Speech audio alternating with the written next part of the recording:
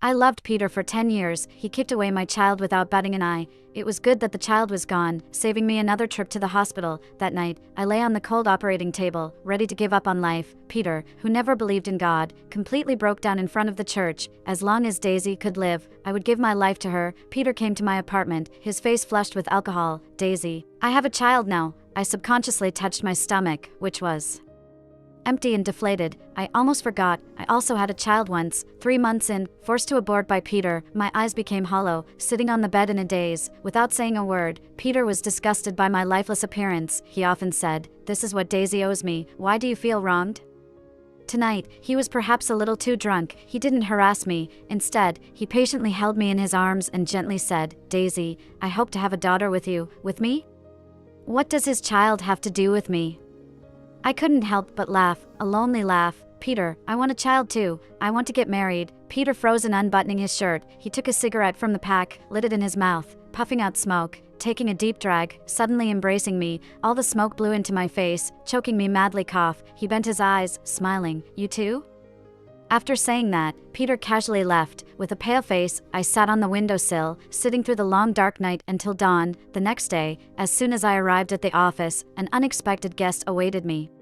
The pretty girl who had just hooked up with Peter, holding a cup of coffee, as if to splash it on my face. I subconsciously raised my hand to defend myself. The scalding coffee spilled all over me, burning painfully, seeing cold sweat seeping from my forehead. She looked pleased. "Daisy, if you seduce Peter again, it won't be coffee next time." This wasn't the first time I had been warned by one of Peter's women. In the past, I would fight back, but now, I was terrified, and so were the other colleagues. When a woman came looking for me, they gathered around to watch the show, enjoying my embarrassment, because everyone looked down on me. In their eyes, I was Peter's hidden mistress at the company, a secret to be kept in the dark. But they didn't know that Peter and I were each other's first love. We had been together since high school. What are they doing there during work hours? When Peter arrived at the company, his short hair slightly disheveled by the wind, standing in the shadow outside the door, looking like someone not to be messed with. Peter, the girl who had been provoking me a second ago, immediately changed her tune, sweetly calling out to Peter, ignoring their flirting. I wanted to quietly retreat. "Why are your hands so red? Go put some medicine on them." Following the voice, I noticed the presence of a very cold man standing beside Peter. I gave him a nod of thanks, intending to leave. "Stop." Peter halted me, his expression growing even more hostile. He took a few steps towards me, fiercely grabbing my scalded arm. I cried out in pain. "Am I allowing you to leave? Clean up this place." Seeing him treat me this way, the woman leaning on him smiled triumphantly, finally at peace. I had always said that I was the person Peter hated the most, but why wouldn't she let me go? Peter doted on that woman. That night, he brought her to my apartment. They kissed on my bed. I discreetly closed the door behind Peter. As the door closed, leaving only a crack, Peter seemed to sense something and stopped. He commanded me, "Daisy, the coat is worn out. Go buy me a new one." I numbly nodded. When they left the next day, I numbly returned to the room. Seeing the rumpled bedsheets, I ran to the bathroom, violently vomiting, almost spitting out bile. Besides despair, I felt nothing else. "Daisy, are you tired of living?"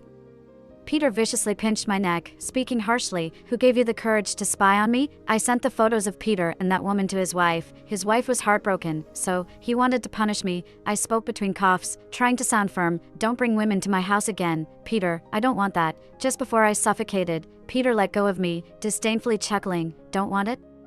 Daisy, don't tell me you still like me." I bit my lip tightly, looking helpless and pitiful. He grabbed my chin, forcing me to look at him, one word at a time. "But I loathe you. The thought of being with you disgusts me." My face instantly turned as pale as paper. Peter burst into a mocking laugh, with crimson flashing in his eyes. "Daisy, suffer well. Repay what you owe me slowly." Through tear-blurred eyes, I saw him tenderly answering his wife's phone call. Then, without looking back, he left. I collapsed weakly onto the sofa, internally shattered. During the time Peter treated me coldly, I went to the hospital to visit his mother. She did everything herself, without any help. The new nurse praised me repeatedly. "Your daughter is so filial. She comes to the hospital to take care of you every few days. This is my daughter-in-law." Peter's mother looked at me with a loving smile. I froze, opening my mouth, not knowing what to say. I knew she was confused due to her illness, not remembering anything. "Daisy, why didn't Peter come with you?" I said. "Peter is very busy with work." She seemed puzzled. "Isn't Peter still in school? Why is he working now?" I casually made up a reason. She was easily appeased and didn't continue to question, but as I massaged her, she suddenly asked, "Daisy, where did your uncle go?" Why hasn't he come to pick me up? I heard the sadness in her voice. I fought back tears, soothing her softly. Uncle will come to pick you up in a few days. You're lying to me. She suddenly turned around, her face twisted with fierceness. He's dead. He won't come back. I was stunned for a moment as Peter's mother picked up a fruit basket and smashed it on my head with all her strength. She remembered? My heart was pounding. She suddenly went hysterical. Get out. You are the daughter of a murderer. Get out. It felt like my feet were filled with lead, making it difficult to lift them. I stood there, bowing my head, willingly taking on all her anger. Before long, doctors and nurses rushed in, separating us. Seeing her sedated and lying unharmed on the hospital bed, I left like a zombie. Miss Daisy, wait. As I reached the corner, I heard a gentle male voice behind me. Realizing he was calling me, I stopped and turned around. I saw a young doctor standing in the corridor, wearing a white coat, tall in stature, with a cold and composed demeanor. He walked towards me. Noticing the blood on my forehead, his brow furrowed. Let me take you to get that wound bandaged, he said. I remembered there were many healthcare workers coming to the ward, but he was the only one who noticed my injury. My mind slowly cleared, and I started to feel the severe pain on my head. It was as if the pain was making me more alert. I shook my head feebly, saying it wasn't necessary. He, as if having a professional obligation, took me to the neurosurgery department without allowing any refusal. Why didn't I hide? While he was treating my wound, he softly asked me. I seldom show emotions in front of strangers, but perhaps the pain from the stitching was too much that I couldn't help but clear my throat. I can't hide, I said. There's already someone hiding in my family. Even the police can't find him. I can't have a guilty conscience and run away. After he finished bandaging me, the doctor took off his gloves and patiently told me, standing still in one place will only cause you more harm. He removed his mask. Perhaps you can tell me, and I can try to help you figure things out. My eyes widened, tears welling up again. I realized he was the gentleman who helped me with my wound a few months ago at the company. This was the second time he kindly offered help to me. I tried to say something, but that's when I noticed the gaze from outside the window. It was Peter. Daisy, come with me. Peter came in with a menacing look and tightly grabbed my wrist, leading me out of the consultation room. Peter, don't treat her like this, the doctor said coldly, trying to stop him. When did you start meddling in other people's business, Johnny? Peter's temper flared up. In an instant, tensions rose, and the air became tense. I didn't want Johnny to get into trouble because of me. I spoke up to break the silence. Peter, I'll go with you. Peter raised an eyebrow, maintaining his grip on me as he left the room. I glanced back at Johnny. Peter noticed and smirked coldly. What? You have a thing for Johnny now? Even though he no longer loved me, he wanted to interfere in whether I liked someone else. Even if I didn't want to explain. My silence completely angered him. He harshly pressed on the freshly stitched wound on my head, laughing coldly. Daisy, what can you do if you like him? Who would like a secretary warming a bed? I bit my lip, remaining silent despite the pain. He dragged me into the car as if he were crazy, roughly pushing me over. He drove off. Peter, don't touch me, please, not here, I begged as my whole body trembled, my voice hoarse from crying. Peter seemed to sober up a bit and tossed me into the back seat. The atmosphere inside the car became extremely oppressive. Suddenly, a couple in school uniforms appeared in my line of sight. The boy was riding a bike with the girl wearing ponytails. He looked at her tenderly, and she had a happy look on her face, the wind lifting their school uniforms like sails in the summer. Peter stopped the car. We gazed foolishly at the young couple's backs. The traffic lights blinked on and off, and the shadow of the student couple disappeared into the night. In that moment, I truly realized that some things, once lost, could never be regained. Peter, let's go our separate ways. I spoke almost subconsciously, my voice soft and nasal. He turned back in disbelief, his face turning ominously dark. Tears streamed down my face, and I said, I'll repay what I owe you in a different way. I want to live a normal life. Peter abruptly opened the car door and threw me out like trash, almost roaring. He questioned me. Daisy, your dad killed my dad.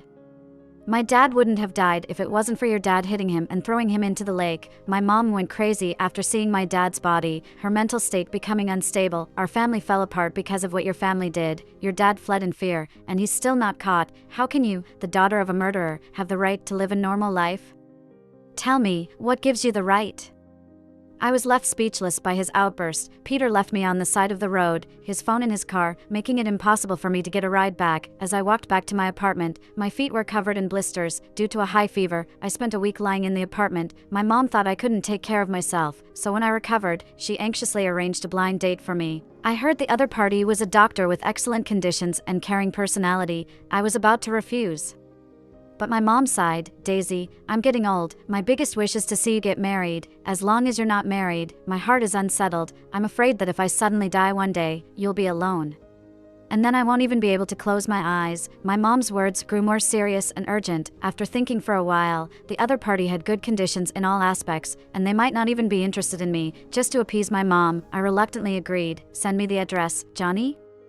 As I looked at the man sitting across from me in the restaurant, I was surprised to see that my blind date was actually Johnny, the man who had helped me twice before. What a coincidence, I said, smiling at him. He tilted his head and imitated my smile, saying, "Not a coincidence, Daisy. I agreed to this blind date. Once I knew it was you, my heart skipped a beat. I was somewhat at a loss. Is there someone in this world specially here for me?"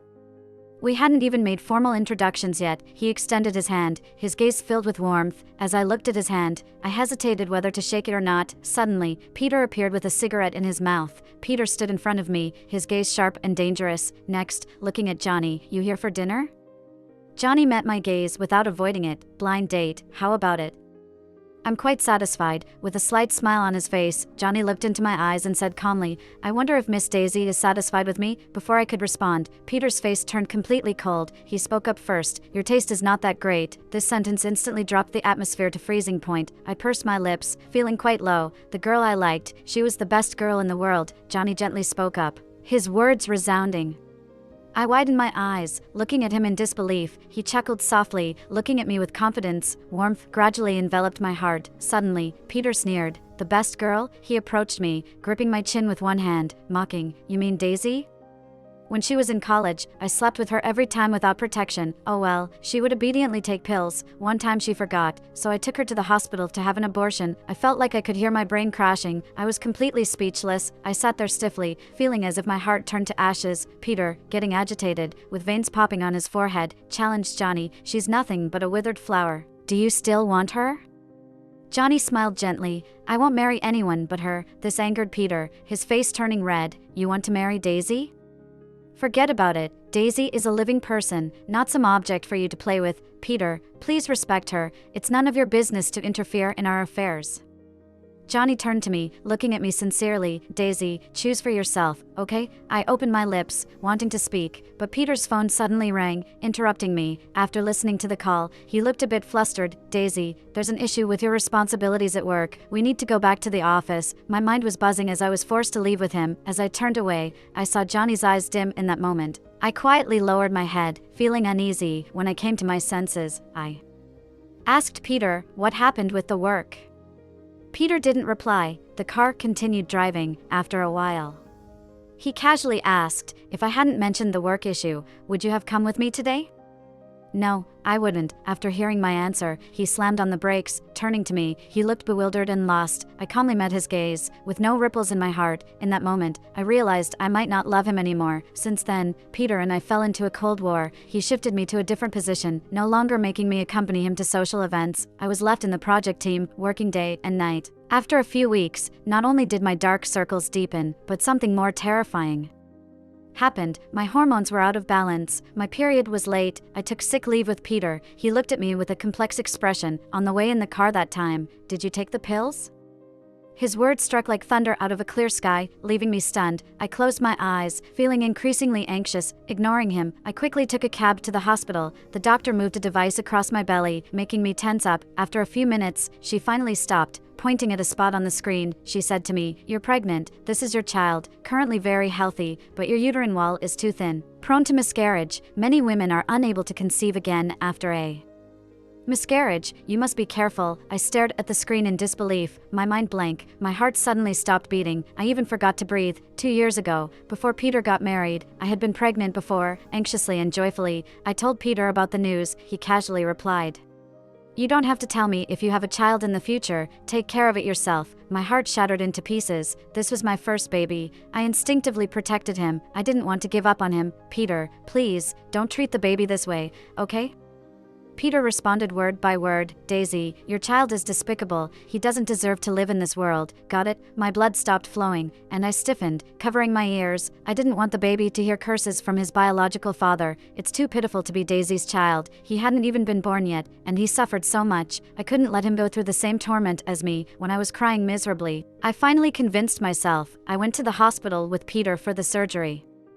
Later, I lay in bed for a month, constant high fever, sleepless nights. Even if I managed to fall asleep, I would hear the baby in my dreams asking, "Mom, I'm good, don't give up on me, okay? Why don't you want me? I hate you." I got up from bed, sat on the windowsill, holding my head, crying uncontrollably, unable to stop. At that moment, I wanted to die. When I was in my most painful moments, where was Peter? He casually informed me, "Daisy, I'm getting married." From that moment on, I utterly despised him, and then, I started paying attention to the company's tax returns, but fate had a cruel sense of humor. Just as I was about to give up on Peter and make a comeback, I found out I was pregnant with his child. What made it worse was if I miscarried again, I wouldn't have a chance to be a mother in this lifetime. I didn't know how I got back home. I didn't know how Peter's wife got in. She sat on my couch, with the demeanor of a hostess. "Daisy, I've been waiting for you for a long time." My eyes involuntarily glanced at her round belly. I heard she was close to giving birth. Peter was looking forward to this child. "Do you have time to chat?" Her voice brought me back to reality. I weakly smiled. "What do you want to talk about?" "Peter hasn't been home for a long time. Have you been together all this time?" The company had just taken on a new project and had been quite busy, so everyone had to stick together day and night. "Does the project need to be done in bed?" "Miss Helen, please watch your emotions." I looked at her belly and patiently explained that not only I and the boss were working overtime during this time, the whole project team was also working late. "If you don't believe me, you can ask others." Helen sneered a few times. "Daisy, do you really think I don't know what kind of relationship you have with Peter?" I looked darkly at her, saying nothing. She looked haughty. You're just a mistress who can't stand in the light. Do you know why I didn't take care of you?" "Because countless women threw themselves at Peter, and I found it exhausting to deal with each one of them. Peter is a man. You let him take advantage and he won't suffer, but you shouldn't push your luck and cling on to Peter." She took out her phone and blatantly took a picture of my face. "Daisy, do you want to force my husband to divorce me and marry you?" I smiled wryly, replied calmly, "Helen, the one who has been harassed is me, not Peter. Also, Peter and I have been together since high school, and this year marks our 10th year together. When we haven't broken up yet, he married you. The one who deserves the title of mistress is you, not me." "Daisy." I didn't want to engage in meaningless arguments with her, so I lowered my voice. "Helen, the one who has betrayed me is Peter. This man is the main culprit, and both you and I are victims, so you should be questioning Peter, not coming here to act tough." Helen widened her eyes, her lips trembling, as if she couldn't believe it. "It's impossible. Peter couldn't possibly do that to me." I shook my head and looked blankly out the window. I didn't even notice when she left. I walked to the balcony, looking at the pitch-black sky, my heart in turmoil. The phone rang for a long time before I finally answered. It was my mom calling. After answering the phone, my mom cried nonstop, her voice hoarse and unable to stop. "Daisy, your dad has been found." The phone slipped from my hand and fell to the ground. It felt as if thunder had struck my head, and I stumbled back, falling onto the cold floor. A buzzing sound echoed in my ears. My blood rushed to my head, and I gasped for air, trying to calm myself down, but I just couldn't. I crouched on the floor, crying wildly, gasping for air, until eventually, I couldn't even shed tears. The person who caused all my suffering has finally been found. I slowly wiped away my tears and finally smiled. The pitch-black sky outside seemed to brighten at that moment. Sitting there alone, I made a decision. The person who shattered Peter's family will come back. That person will surely face legal consequences, an eye for an eye. As for me, I have been paying my debt of 6 years. This time, I will definitely part ways with Peter. "Daisy, open the door." Suddenly, Peter's knocking at the door. Afraid of complaints from neighbors, I reluctantly opened the door. It was raining outside. Raindrops fell heavily, creating a humming sound in the world. The air felt heavy. Peter came in through the door. Against the light, I couldn't see his expression. I sat calmly on the sofa and told him straightforwardly, "Peter, we can completely separate now." Peter visibly hesitated, loosening his tight tie as if struggling to breathe. The air pressure in the room dropped even further. I pushed forward urgently. "The police have found that person. The law will not let him off. So what? So you want to retaliate against me?" Peter clenched his fists, his voice getting louder. "Go to the hospital and see what you did to Helen." I looked up in bewilderment, not understanding. What happened to Helen? "What are you pretending?" Peter suddenly pushed me, and I fell to the floor, with him towering over me. "You forced me to have an abortion, so now, you want to plot to kill my child and then walk away?" He said in bits and pieces, and I could guess that his wife was in the hospital. I curled up on the cold floor, my chest heaving severely. "Peter, the person who hurt Helen isn't me." I struggled to breathe. "The one who hurt me is you." Cold sweat as small as beans poured down uncontrollably. My stomach felt a piercing pain, trembling in every limb. Holding my stomach, I cried silently, "Peter, I'm pregnant." Fresh blood kept flowing from underneath me, and I was covered in red. "This is my last child," the doctor said. I smiled gently. "Peter, are you satisfied now?" Peter's pupils shrank, his lips trembling. "How are you pregnant?" The intense pain made me wail uncontrollably. I clutched my stomach, instinctively calling for my mom, sobbing loudly, "Mom, it hurts so much." He subconsciously reached out to hug me, but then turned away, his voice as cold as an ice cellar. "It's good that the child is gone, saves you from having another abortion at the hospital." In that moment, my heart turned to ashes, and I stopped struggling. The room fell quiet, the only sound being my breaths. In just a second, Peter suddenly lost control and lifted me, heading to the door. "Daisy, you can't." God has never favored me. Every time I see hope, I am struck heavily by it. God, do you know? I, who was once broken, also wanted to live well. Resisting you is just too exhausting. God, I surrender to you. I slowly closed my eyes, giving up on survival. Daisy, can you talk? Please don't do this. I was wrong. I promise you. I won't let anything happen to the child. Daisy, he pleaded, seeming to be fooling both me and himself. You'll be okay, he cried, his tears falling on my face, his voice so lonely. Daisy, please don't fall asleep. Peter, you finally understand my despair. After arriving at the hospital, Peter collapsed, shouting loudly, "Doctor, please, save my wife." No matter how much he cried, my heart remained as calm as a dead water. In the emergency room, the doctor solemnly said, "She was already at risk of a miscarriage and now experiencing heavy bleeding. The baby won't make it, and her own life is in serious danger. We need to proceed with surgery immediately." Peter knelt on the ground, completely devastated. A scene flashed through his mind. In high school, the class was watching a movie. Peter turned to look at me, the orange hues of the setting sun shining on his face, making him look even gentler than the sunset itself. On the big screen behind, the classic lines of the main characters were playing out. The smile on Peter's face grew wider. Suddenly, he leaned in, looked at me intently, and spoke the lines of the male lead. It was in that moment that I fell in love with Peter. The sunset quietly descended upon us, and we shared a smile. But now, my sky will never be bright again, after Daisy passed away. I went to her apartment alone. In her drawer, I found a few diaries. I read through them in tears. Daisy grew up in an unfair family environment. When she was born, her father was displeased, asking her mother, "How could you give birth to a girl?" Her mother, a housewife who dared not speak up, even complained about why the baby wasn't a boy. No one loved her at home, and even her name was casually chosen. In her hometown, the streets were filled with daisies every May, the season she was born. Her father pointed to the flowers in front of their house and said, "Let's just call her Daisy." Daisy's father worked as a taxi driver in another city and often lived apart from her mother when her father didn't come home for Chinese New Year for several years. Her mother took her to find him. "You have someone else outside. You must let mom and your daughter stand in front of you and look at you." Her mother insisted on not getting a divorce. Her father beat and scolded them, but in the end, allowed them to live with him, luckily.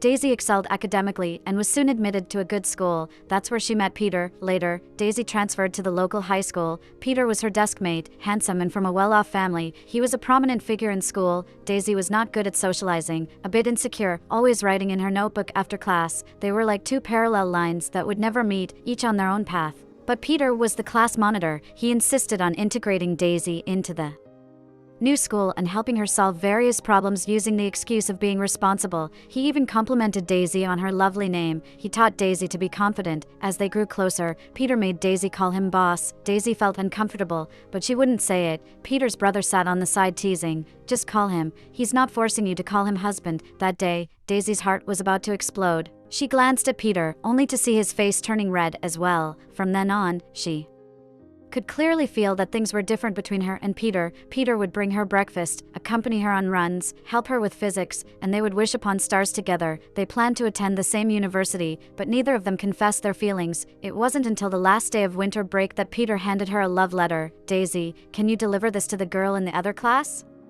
She picked up the love letter without questions and delivered it for him, but tears streamed down her face the whole way, unknown to Peter.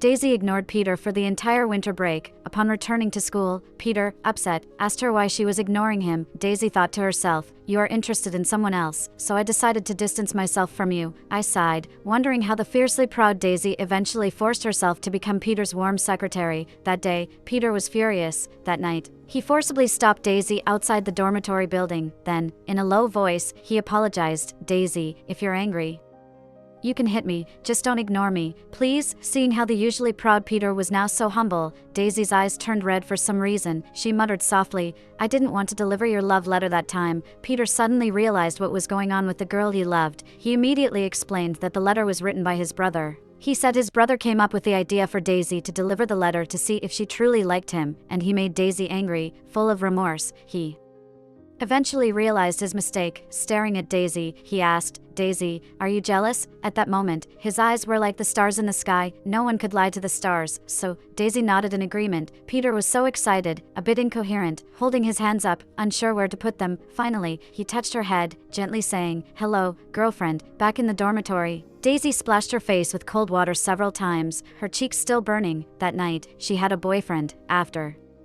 being with Peter, he would often take her on walks in the park when she got too tired to walk. He would carry her. At first, Daisy would shyly cover her face, but eventually she let Peter do whatever he wanted without reservations. They passed their high school days happily and passionately.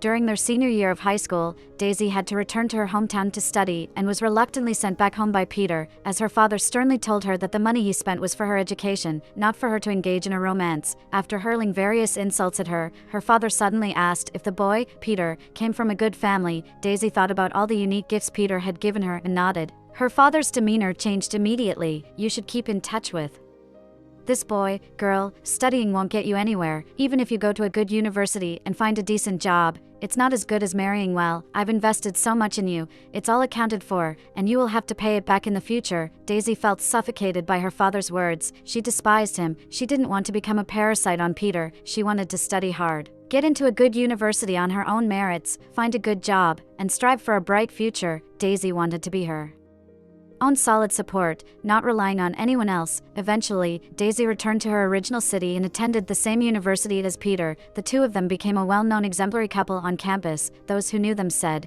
"If Peter and Daisy don't get married, there will be no true love in this world." Daisy firmly believed this. From high school to university, this year marked their 4th year together, having surpassed the honeymoon phase long ago, but they were still deeply in love. Every day, knowing each other's preferences, they were so happy that even the heavens were envious. Suddenly, a shocking tragedy completely shattered them. One day, while having lunch, Daisy received a call from her mother. Daisy was puzzled and asked what had happened. Her mother said that her father had caused a hit-and-run accident while driving under the influence, taking away all the family savings and running away with his mistress. Her mother blamed Daisy. "If only you were a son, your father would never have abandoned us." Daisy couldn't even cry. She never imagined her father could. 'Cause such a huge disaster, hit and run, a crime she never dared to think about. Trembling, she asked her mother about the condition of the person who was hit. The answer shook her even more. Her father didn't want to take responsibility, so he threw the man into the lake. In that moment, Daisy felt like her world collapsed. Her father had no education, didn't understand the law, and was ignorant in every way. She recalled an incident from when they were living in their hometown. Her father had been in a car accident before and killed a large dog. Daisy was terrified, and she cried and begged her father to bury the dog, but her father didn't care at all. He had no respect for life and cooked the dog before forcing Daisy to eat it. Refusing to comply, Daisy only ate vegetables for dinner. Her father laughed and asked if they were delicious. Daisy vomited all day, never touching meat again. Years passed, but her savage father remained unchanged. When he hit someone, his first thought wasn't to help, but to cover his tracks and maliciously submerge the victim in the lake. What if that innocent person was still alive? Daisy dared not think about it and immediately called the police. Shaking with fear, she dialed Peter's phone number. No response. Daisy was filled with anxiety as no one answered. In the evening, Peter finally picked up. Daisy was in tears. "Peter, where are you? I want to see you." Peter's voice on the phone was hoarse and hard to understand. Daisy took a long time to comprehend. Peter's father had been hit by someone and his body was thrown into the lake. A few days later, Peter returned to school, hugged Daisy, and wept. It was the first time Daisy had seen Peter cry. She dared not move, holding Peter and crying with him. Peter was vulnerable and shattered. "Daisy, my father is gone. What should I do? My mother will go crazy when she finds out." Daisy had met Peter's parents. His father was kind, his mother gentle. Knowing Daisy was Peter's girlfriend, they not only didn't look down on her poor background but respected and cared for her enough. Daisy couldn't accept their affection, but the gentle aunt patiently assured her that from now on, she was part of their family. The aunt liked her very much and hoped Peter would marry her soon. The uncle said, "If Peter ever mistreats Daisy, I will Break his legs, Peter retorted. If I mistreat Daisy, you won't have to do it, Dad. I will break my own legs. But that atmosphere was no more, all destroyed by Daisy's father. Daisy hated her father and herself. Why was she the daughter of such a beast? Not long after, Peter learned the truth. He angrily questioned Daisy. Why was it your father? Why did it have to be your father? He broke down in tears. The coroner said my father drowned. If your father hadn't heartlessly thrown him into the lake, my father would still be alive. Daisy, from now on, consider me a stranger. If you ever show up in front of me again, I will not spare you. Daisy's father killed such a good uncle for her. He drove the gentle aunt insane. After that, the savage men disappeared. Daisy couldn't be like her father, callous and heartless. She couldn't hide, yet. Couldn't face reality. She was overwhelmed with guilt. She stubbornly stayed by Peter's side, even if he hurt her again and again, told her to leave, she wouldn't. She couldn't bear to see the once gentle and cheerful young man become the demoralized, world-weary one he was now. Finally, one night, she and Peter made love. Peter vented his emotions wildly, and she endured the pain. Despite everything, she still loved Peter deeply. After graduation, Peter started a business with some friends. Daisy joined their company and became Peter's loyal secretary. Peter continued to torment Daisy in various ways. Daisy endured it all with the love she held for him before. After all, they had truly loved each other for 4 years. If it weren't for that accident, they would have been married by now. When did Daisy start to hate Peter? I think it was 2 years ago, the day Peter married me. She hated him. She wished she could kill him. I suddenly remembered. On the day I married Peter, he pronounced the bride's name wrong. My name is Helen, he said. Daisy, will you marry me? In fact, I knew Peter didn't love me. Our marriage was just an accident. When I was traveling, I bought some flowers locally, thought they were beautiful, and proudly wore them on my head. Peter saw this gesture. He asked for my contact information later on. We interacted calmly and inexplicably got married. Looking back now, he truly loved Daisy, but he couldn't get over himself. Dad was murdered, Mom went insane, and the killer fled. The most fatal thing was, that damn killer was the biological father of the woman he loved the most. Who wouldn't hate? Who wouldn't hate? But what did Daisy do wrong? After marrying Peter, I knew Daisy was the woman who spent the most time by his side. At first, I didn't know about the 10 years of entanglement between her and Peter. I thought she, like other women, was striving to rise to a higher status, even though Peter and I each did our own things, not interfering with each other. But I couldn't allow my multi-billionaire husband to be taken away by someone else. So, with a bulging belly, I confronted Daisy with great momentum. That day, I saw Daisy for the first time.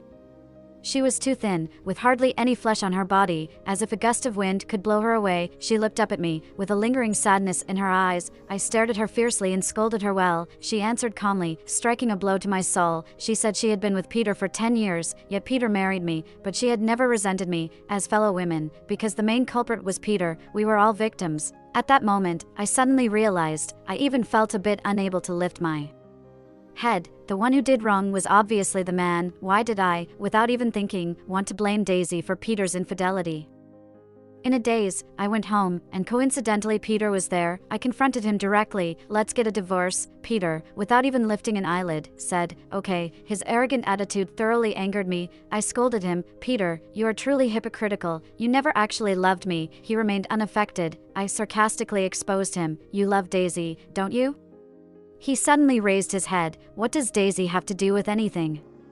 Don't go looking for her. Peter's response made my stomach ache with anger. My waters broke. I was taken to the hospital. Peter received a call, turned and went to Daisy's house. The call was from the police station. The authorities informed Peter that the animal had been caught. Peter was afraid that if Daisy found out, he would cut ties with her decisively, so he rushed to Daisy's house, not letting her leave. Sure enough, as soon as Daisy saw him, she initiated a breakup. He deliberately changed the subject, using me to provoke Daisy. In the intense argument between the two, Daisy was pushed by him. He belatedly realized that Daisy was pregnant. The child didn't make it. Daisy bled heavily and couldn't be saved. The doctor told Peter she had a week to survive. We did our best. Peter knelt down in remorse, willing to trade his life for hers. However, Daisy couldn't come back after Daisy's death.